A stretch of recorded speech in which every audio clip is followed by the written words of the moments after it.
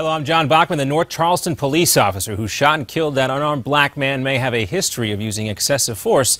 Also now, the witness to the deadly shooting says he fears for his own safety. He says he considered staying anonymous after shooting the video over the weekend, this video that millions have seen now. It shows Michael Slager, the police officer, shooting Walter Scott, several times. If I would have a family member that would happen, I would like to know the truth, about all this. And that was the reason, I returned the information, the video, to them.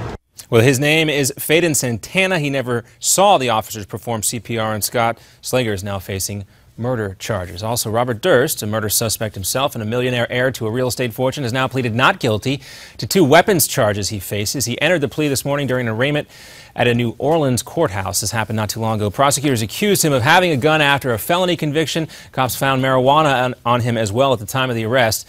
He faces charges for that, too. This is keeping Durst in New Orleans right now, despite the fact he waived extradition to Los Angeles. That's where he is charged in the 2000 murder of a longtime friend, and that confession apparently caught on a hot mic during that HBO documentary, which you're seeing right there.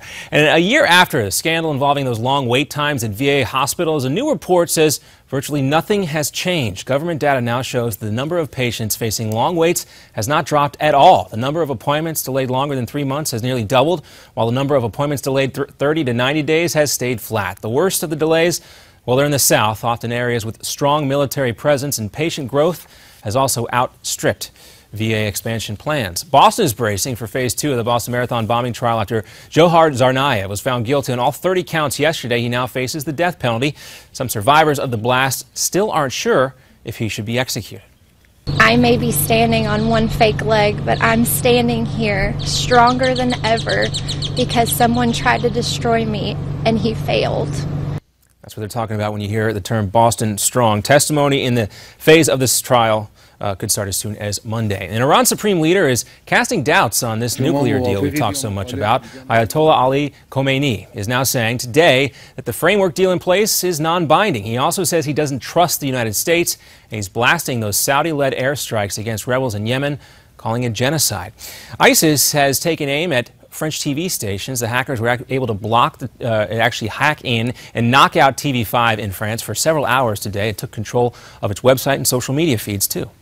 We're trying to find out, but it's been a very powerful cyber attack because we have very strong firewalls.